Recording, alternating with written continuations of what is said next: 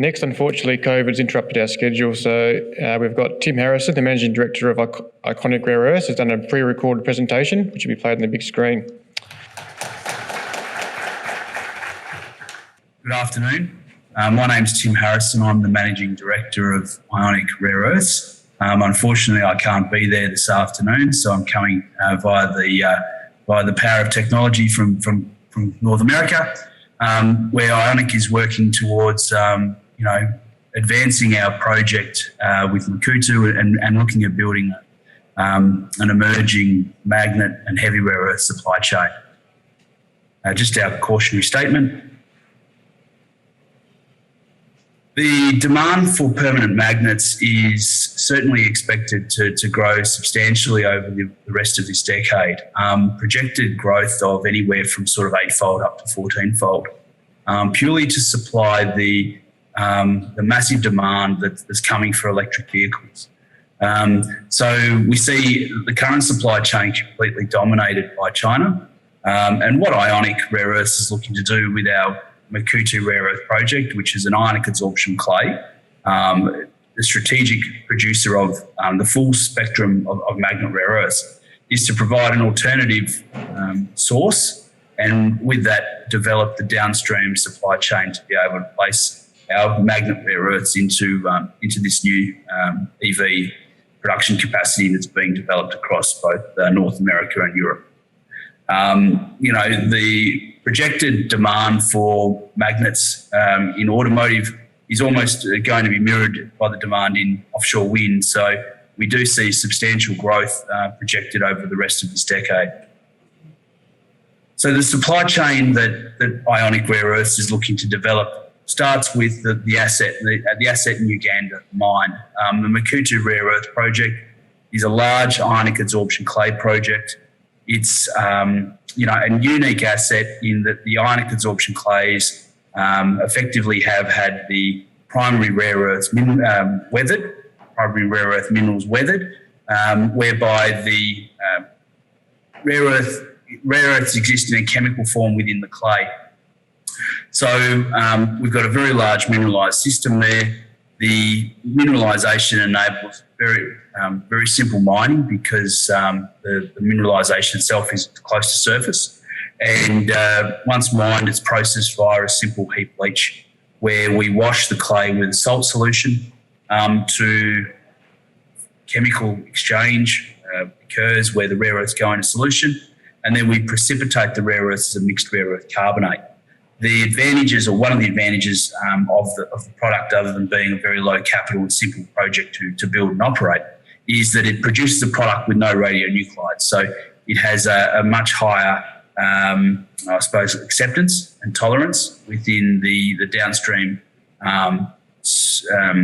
opportunities for processing and not having those, social license to operate issues around processing of the product. With regards to the product itself, it'll go into a refinery. Ionic is looking at developing our own refinery that'll be able to separate both lights and heavy rare earths. And that's driven by effectively the fact that all heavy rare earth supply or refining capacity is dominated by China. So we're looking at providing an alternative source or an alternative process and supply chain into these markets that are going to build across Europe and North America, where we can then separate into the rare earth oxides, produce the metals, and then potentially work with partners on making magnets. In addition to that, we've recently closed on the acquisition of Seren Technologies, which is an exciting technology on recycling magnets. So we are looking at the life cycle ownership of rare earth oxides. Beyond that, the basket itself, magnet dominated, 43% magnet rare earths, of which 33% are the NdPr DyTb. And beyond that, it's 44% heavy rare earths. So it's got some very strong appeals in military defence and communications applications. It's also the third largest scandium resource globally. And so, with all of those attributes and, projected demand expected to significantly exceed supply by the end of the decade, it really is a standout project and, a supply chain of extremely rare critical materials into growing demand. Just our corporate snapshot. So company trading at very strong trading recently. Share price of around about 0.88 cents start of the month, and extremely good liquidity. And at the end of the last quarter, we had 7 million in the bank. So the value proposition with Ionic we see as being, derived effectively from the unique asset at Makuutu. That lays the foundation. It's a long life asset. Potentially looking at getting that project into operations by 2024. We've got a mineral resource estimate update, which we're expecting to be finalised and reported to the market later this month.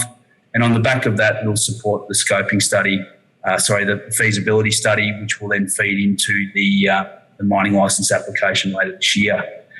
We are looking at a vertical supply chain and becoming a more vertical participant in these new rare earth supply chains that are going to emerge. And so we're working through a scoping study at the moment on a downstream refinery, and we're expecting to have that reported to the market in the third quarter.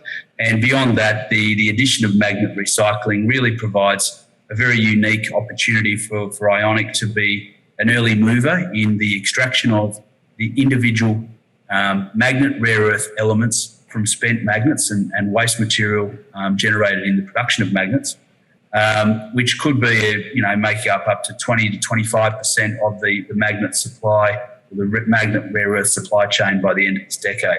So it's a very exciting development for the company, and we're very keen to move forward with it.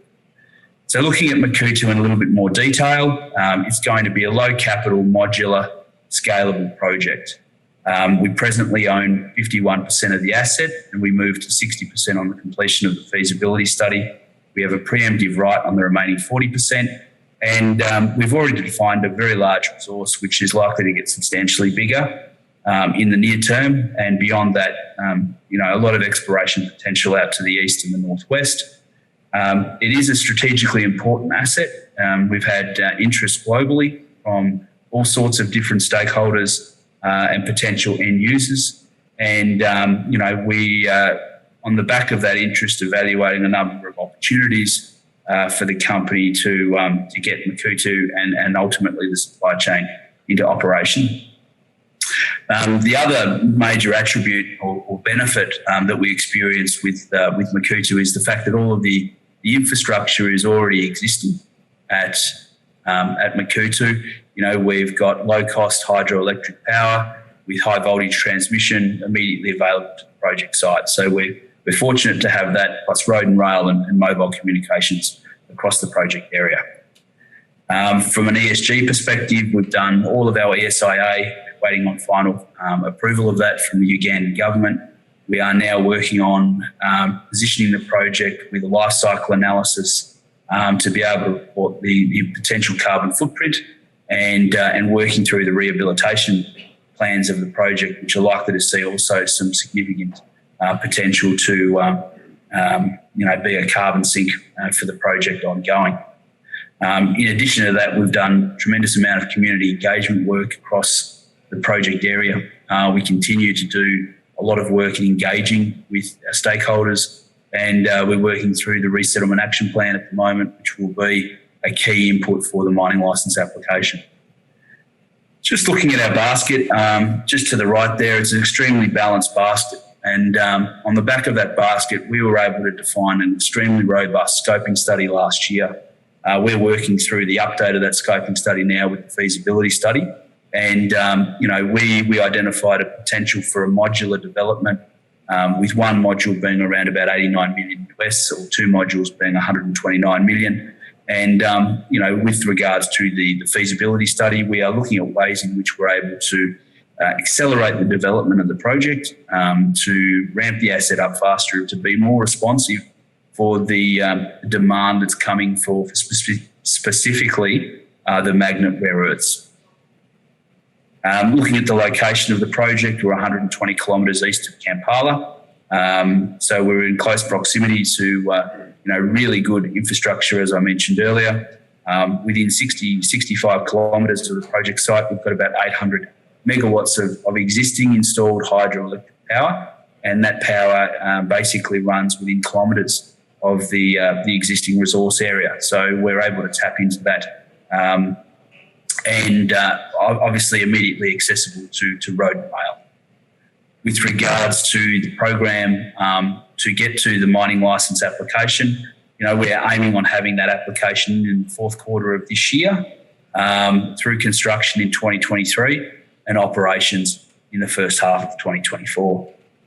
So just having a look at the role in which the basket from Makuutu is able to play a role in facilitating the EV revolution. A lot is made of the requirement for NdPr within the development of permanent magnets, but probably not enough attention is applied to the dysprosium and terbium. Dysprosium and terbium is an additive which enables the magnet to operate at high temperatures, and that can make up 4 to 8% of the mass of the magnet itself. So based upon a 4,000 tonne per annum production from Makuutu, we estimate the capability of being able to produce around about 4,000 tonnes of permanent magnets, which would facilitate somewhere in the order of 2 million EVs annually. With regards to magnet recycling and the addition of Seren Technologies, it's a very exciting technology for the company and the ability to chemically separate and extract the rare earths from the spent material, refine it to pure oxides. And we've identified opportunities to potentially look at scalable, modular magnet recycling of plants up to 600 tonne per annum that would produce 200 tonnes of the magnet rare earths. And this is the material that's really going to be required towards the end of this decade and beyond. Looking at our catalysts and news flow for the rest of 2022, a tremendous amount of work that's going to come out of Makuutu, leading towards the completion of the feasibility study and the mining licence application, which will be in the fourth quarter of this year, complemented by the refinery scoping study, which will provide investors with an idea of the potential upside in going downstream. And beyond that, potential for obviously additional exploration at the project and more work around our plans on demonstrating the potential of the magnet recycling. So beyond that, look, thank you for your time. Unfortunately, I can't be there. And if you have any questions, please go and visit the Ionic booth. Thank you.